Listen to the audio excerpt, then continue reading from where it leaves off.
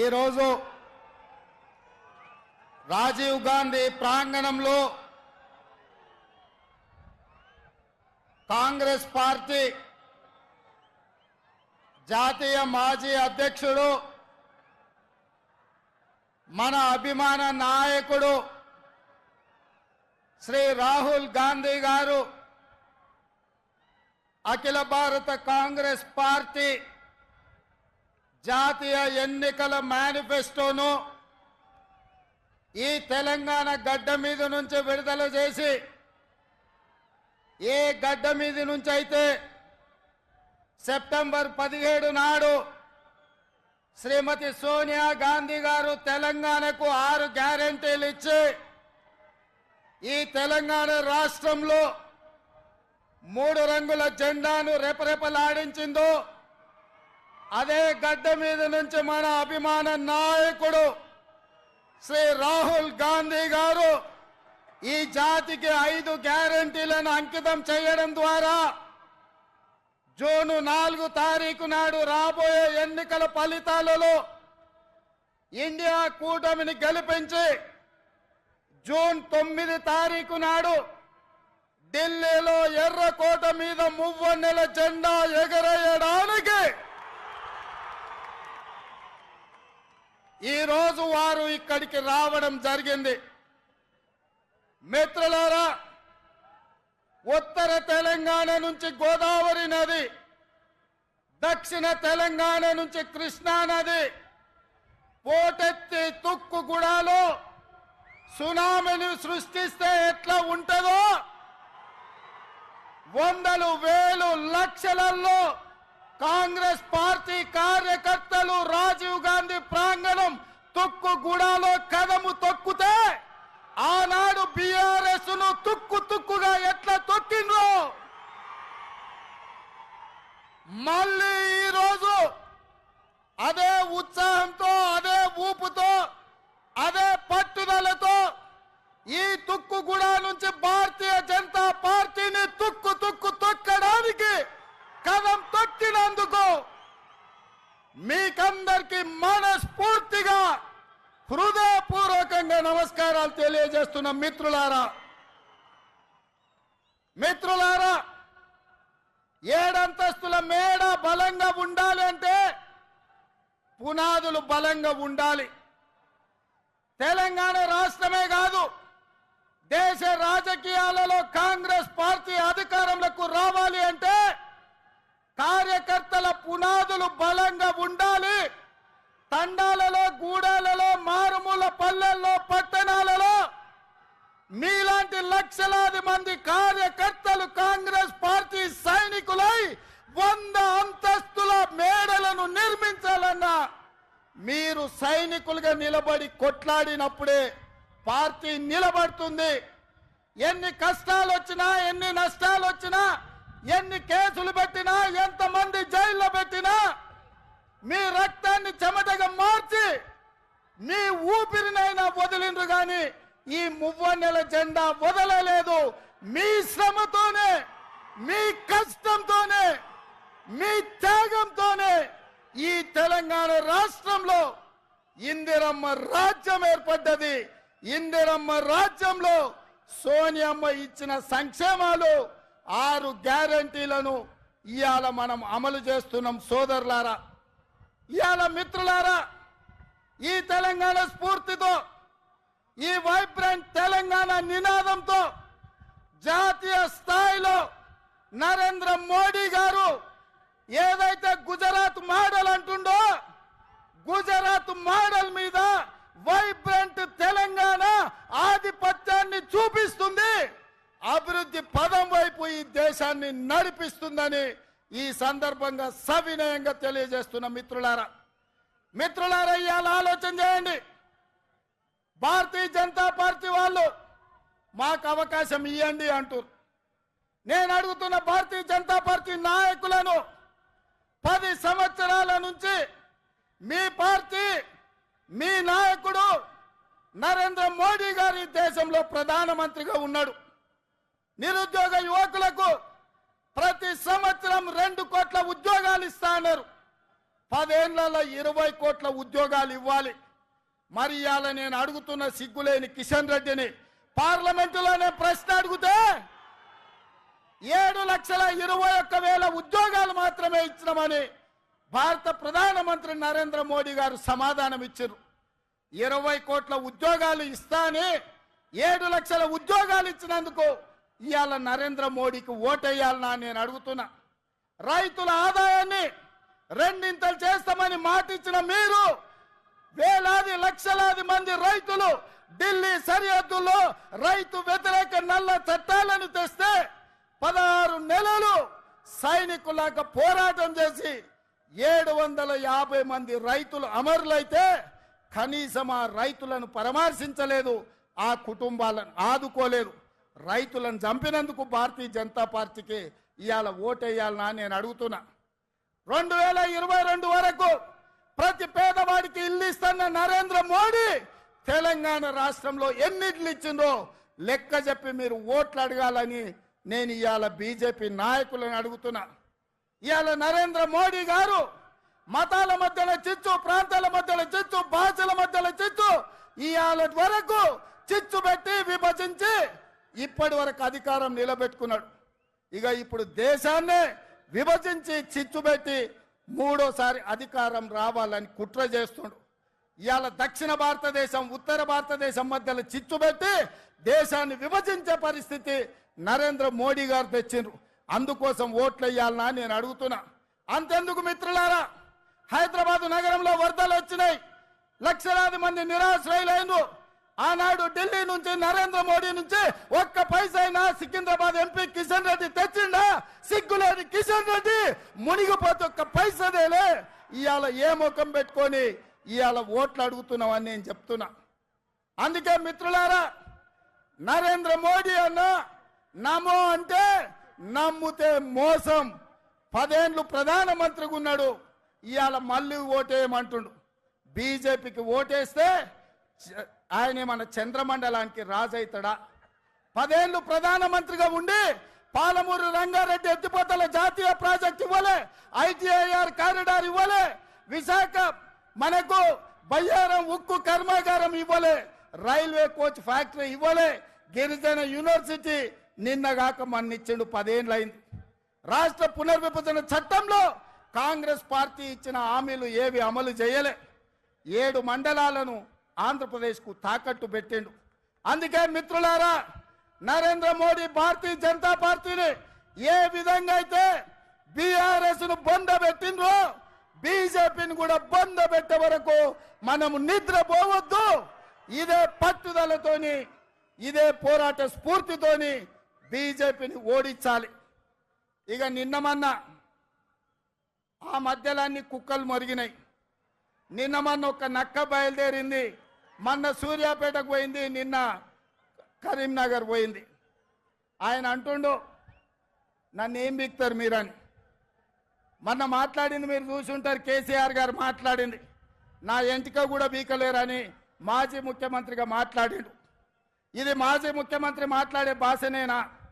భాష గురించి, భావం గురించి, ప్రజా సమస్యల గురించి మాట్లాడే చంద్రశేఖర్ రావు 10 సంవత్సరాలు ఈ తెలంగాణ రాష్ట్రంని పట్టి పీడించి వేధించి దోసుకొని దోపిడి దొంగలాక అడవి పందుల్లాక తెలంగాణ రాష్ట్రాన్ని సర్వనాశనం చేసి 10 సంవత్సరాలలో 100 సంవత్సరాల విధ్వంసం చేసినావు. ఇవాళ మమ్మల్ని ఎంటిక బీకలేరంటావా? మా కాంగ్రెస్ పార్టీ కార్యకర్తలు అనుకుంటే నీ ముడ్డి మీద డ్రాయర్ కూడా ఉండదు పీకడం మొదలు పెడితే. బిడ్డ నువ్వు అనుకుంటున్నావేమో కాలు ఇరిగిందని, లేకపోతే కట్టెపట్టుకొని నడుస్తున్నా అని, కూతురు జైలుకు పోయిందని, అధికారం కోల్పోయిందని. కొంతకాలం మేము సంయమనం పాటించినాం. ఏ మనిషికైనా కష్టం వచ్చినప్పుడు మేము మానవత్వంతో మీ గురించి మాట్లాడకుండా మర్యాద పూర్వకంగా వ్యవహరించినాం. ఇవాళ నువ్వు అనుకుంటున్నావు నువ్వు ఏది పడితే అది మాట్లాడితే చూస్తూ ఊరుకుంటామని. చూస్తూ ఊరుకునేటోడు ఎవరు లేరు. నేను పెద్దలు జానారెడ్డి గారి లాగా కాదు, నేను రేవంత్ రెడ్డిని బిడ్డ. అంగిలాగు ఊడదీసి నువ్వు మాట్లాడే లత్కోర్ లఫంగ మాటలకు చెర్లపల్లి జైల్లో చిప్పకూడు తినిపిస్తా బిడ్డ. నువ్వు అనుకుంటున్నావేమో ఆనాడు చెప్పినా ఈనాడు చెప్తున్నా, నువ్వు పేదలకు డబుల్ బెడ్రూమ్ ఇల్లు కట్టియలే, నేను మాత్రం నీకు తప్పకుండా డబుల్ బెడ్రూమ్ ఇల్లు కట్టిస్తా చర్లపల్లి జైల్లో. ఎందుకంటే కొడుకు కోడలు వస్తే యాడుండాలి, బిడ్డ అల్లుడు వస్తే యాడుండాలి, అందరు కలిసి చర్లపల్లి జైల్లో ఉండేటట్టు మీకు డబుల్ బెడ్రూమ్ ఇల్లు కట్టించే బాధ్యత మా లక్షలాది మంది కాంగ్రెస్ పార్టీ కార్యకర్తలు తీసుకుంటారని చెప్పి నేను ఈ వేదిక మీద నుంచి చెప్పదలుచుకున్నా. అందుకే మిత్రులారా, మీరు ఆలోచన చేయండి. డిసెంబర్ 7 నాడు మనం అధికారం చేపట్టి డిసెంబర్ 9 నాడు ఆడబిడ్డల కార్తీసులో ఉచిత ప్రయాణం, రాజీవ్ ఆరోగ్యశ్రీ ద్వారా ప్రతి పేదవాడికి 10 లక్షల రూపాయలు ఉచితంగా వైద్యాన్ని అందించే నిర్ణయాలు తీసుకున్నాం. ఇదే కాదు, మా మిత్రుడు పెద్దలు బట్టి విక్రమార్క గారు ఆర్థిక సమస్యలు, రాష్ట్రం సంక్షోభంలో ఉంటే, జీత భత్యాలు ఇవ్వలేని పరిస్థితిలో రాష్ట్రం ఉంటే ప్రభుత్వ ఉద్యోగులకు అదేవిధంగా పెన్షన్దారులకు 1వ తారీఖు నాడు జీత భత్యాలు ఇచ్చి రాష్ట్ర ఆర్థిక పరిస్థితిని గాడిలో పెట్టిండు. ఇదే కాదు, ఆడబిడ్డలను దృష్టిలో పెట్టుకొని కట్టెల పొయ్యితోని కన్నీళ్లతోని ఆడబిడ్డలు కష్టపడుతుంటే వాళ్ళ కన్నీళ్లు తూడవడానికి సోనియమ్మ మాట ప్రకారం 500 రూపాయలకే ఆడబిడ్డలకు సిలిండర్ ఇచ్చి ఆడబిడ్డల కష్టాలు తీర్చినాం. అదే కాదు, పేదవాళ్లకు ఇంటింటికి ఉచితంగా 200 యూనిట్ల పథకాన్ని అమలు చేసి నిరూపించినాం.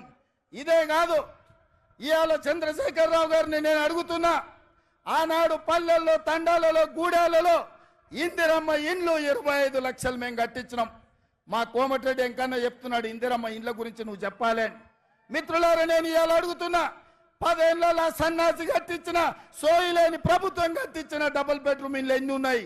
ఇవాళ మనం 4.5 లక్షల ఇందిరమ్మ ఇండ్లు 22,500 కోట్లతో ఖమ్మం జిల్లాలో మిత్రుడు పొంగులేటి శ్రీనివాసరెడ్డి ఆ శాఖలో మనం పనులు ప్రారంభించుకున్నాం. లక్షలాది ఇందిరమ్మ ఇండ్లు కట్టించే బాధ్యత మాది. నేను అందుకే ఇవాళ సవాలు విసురుతున్న చంద్రశేఖరరావుకు, డబుల్ బెడ్రూమ్ ఇల్లు కట్టించిన ఊర్లలో నువ్వు ఓట్లాడుగు, ఇందిరమ్మ ఇండ్లు ఉన్న ఊర్లలో మేము ఓట్లు అడుగుతాం, మీకు డిపాజిట్లు వస్తే చూసుకుందామని చెప్పి నేను సవాలు విసురుతున్నా. అందుకే మిత్రులారా, ఇవాళ ఈ రాష్ట్రంలో జరగబోయే ఎన్నికలు నేను ఒక్క మాట ఈ వేదిక మీద నుంచి సూటిగా నరేంద్ర మోడీ, కల్వకుంట్ల చంద్రశేఖరరావుకు విసిరదలుచుకున్నా. నేను, నా మిత్రులు, నా సహచర మంత్రివర్గం 100 రోజుల్లో మా పరిపాలన మీ ముందల పెట్టినాం, మా పాలసీలు మేము అమలు చేసినాం. ఇవాళ నేను అడుగుతున్న మిత్రులారా, 100 రోజుల్లో మేము మంచి పాలన ఇస్తే, సంక్షేమ పథకాలు అమలు చేస్తే, 6 గ్యారంటీలు అమలు చేయడానికి చిత్తశుద్ధితో ప్రయత్నం చేస్తే తెలంగాణ రాష్ట్రంలో మమ్మల్ని 14 సీట్లలో గెలిపించండి. ఒకవేళ మా పాలన సరిగ్గా లేకపోతే మాకు ఓటు ఇవ్వాలనో లేదో మీరు ఆలోచన చేయండి. మేము ఈరోజు నిజాయితీగా కడుపు కట్టుకొని కష్టపడి రోజుకు 18 గంటలు నిరంతరం కష్టపడి ఇవాళ 6 గ్యారెంటీలను అమలు చేసి ఇవాళ మీ ముందుకు వచ్చినాం. అందుకే తెలంగాణ సమాజానికి మేము భవిష్యత్తులో మంచి పాలన అందించాలి, ఢిల్లీ నుంచి నిధులు తెచ్చుకోవాలి, ఢిల్లీ నుంచి అనుమతులు తెచ్చుకోవాలి అంటే తెలంగాణ నుంచి 14 ఎంపీలు మాకు కావాలి. ఇవాళ రాహుల్ గాంధీ గారిని ఈ దేశానికి ప్రధానమంత్రిని చేయాలి అంటే తెలంగాణ రాష్ట్రం ఇచ్చిన సోనియమ్మ బిడ్డ. కన్యాకుమారి నుంచి కశ్మీర్ వరకు 4000 కిలోమీటర్లు మండు టెండల్లో, మంచు కొండల్లో తెలంగాణలో కూడా 22 రోజులు పాదయాత్ర చేసిండు. ఈ దేశంలో ఏ నాయకుడైనా పేదల కోసం, దళితుల కోసం, గిరిజనుల కోసం, మహిళల కోసం, మైనార్టీల కోసం, యువకుల కోసం 4000 కిలోమీటర్లు ఎవరైనా పాదయాత్ర చేసిండ్రా? మన నాయకుడు రాహుల్ గాంధీ గారు మండు టెండల్లో, మంచు కొండల్లో కన్యాకుమారి నుంచి కశ్మీర్ వరకు పాదయాత్ర చేసి పేద ప్రజలకు అండగా నిలబడ్డాడు. ఇదే కాదు, మణిపూర్ నుంచి ముంబై వరకు 6700 కిలోమీటర్లు మొత్తం 25 రాష్ట్రాలలో ప్రజల కోసం ప్రాణ త్యాగం చేయడానికి సిద్ధమై పాదయాత్ర చేశాడు. మరి అలాంటి నాయకుడు ఈ దేశానికి ప్రధానమంత్రి కావాలన్నా హెలికాప్టర్లో తిరుక్కుంటూ విదేశీ పర్యటనలు చేసుకుంటూ గంట గంటకు డ్రెస్సులు మార్చుకుంటూ చెప్పిన అబద్ధం చెప్పకుండా జనాలను వంచిస్తున్న నరేంద్ర మోడీ ఈ దేశానికి ప్రధానమంత్రి కావాలన్నా ఈ దేశంలో ఉన్న యువకులారా మీరు ఆలోచన చెయ్యండి. ఎందుకంటే పదే పదే మోడీ గారు అంటున్నారు పరివార్ హే కాంగ్రెస్ అని. भैया राहुल भैया, मैं एक बात साफ साफ मैं कहना चाहता हूं, आने वाले चुनाव नहीं है, ये लड़ाई है। ये लड़ाई दो परिवारों के बीच का लड़ाई है। एक परिवार नरेंद्र मोदी परिवार, दूसरे परिवार गांधी परिवार। नरेंद्र मोदी जी के परिवार में ईवीएम है, ईडी है, इनकम टैक्स है, सीबीआई है। ये चार और नरेंद्र मोदी जी का परिवार है। हमारी परिवार शहीद हुए इंदिरा जी, हमारी परिवार शहीद हुए राजीव गांधी जी, हमारी परिवार जो प्रधानमंत्री राष्ट्रपति पदवी त्याग किए वीर वनिता सोनिया जी, हमारी परिवार देश के लिए जान का कुर्बानी देने के लिए तैयार हो गए राहुल जी, हमारे परिवार, प्रियंका जी, हमारे परिवार, लाखों करोड़ों कांग्रेस पार्टी कार्यकर्ता इस देश में देशभक्ति जितने लोगों को है सब हमारी परिवार। ये परिवार में देखेंगे नरेंद्र मोदी परिवार जीतेगा या गांधी परिवार जीतने वाले देश के लिए शहीद हुए परिवार इस लड़ाई में जीतने वाले हम देखेंगे। हम टक्कर लेंगे बराबर। नरेंद्र मोदी जी का परिवार से टक्कर लेंगे। ईवीएम को हरा देंगे, ईडी को हरा देंगे, सीबीआई को हरा देंगे, वैसे ही इनकम टैक्स वाले को भी हम हरा देंगे। इस देश को बचाने के लिए, संविधान को बचाने के लिए हम लोग कोशिश करेंगे। नहीं है तो ये देश बचेगा नहीं। संविधान को बदलने के लिए नरेंद्र मोदी साजिश कर रहा है। ये रोकने के लिए आपके साथ पूरा तेलंगाना खड़े रहकर आपके मदद में हम रहेंगे। इस लड़ाई में हम शहीद हुआ भी कोई परवाह नहीं है, हम आपके साथ ये जंग लड़ेंगे। आप सब लोग तैयार है? तैयार है? तैयार है? तैयार है? जो तैयार है सब खड़े रहो। आने वाले चुनाव में రాబోయే ఎన్నికల్లో రాహుల్ గాంధీతో నిలబడి రాబోయే యుద్ధంలో పోరాటం చేసే వాళ్ళందరూ చేతులెత్తి నిలబడండి, అందరూ చేయి పైకెత్తండి. జై కాంగ్రెస్, జై జై కాంగ్రెస్. హస్తం గుర్తుకే, హస్తం గుర్తుకే. తెలంగాణ నుంచి 14 మంది ఎంపీలను గెలిపేయడానికే సిద్ధమా?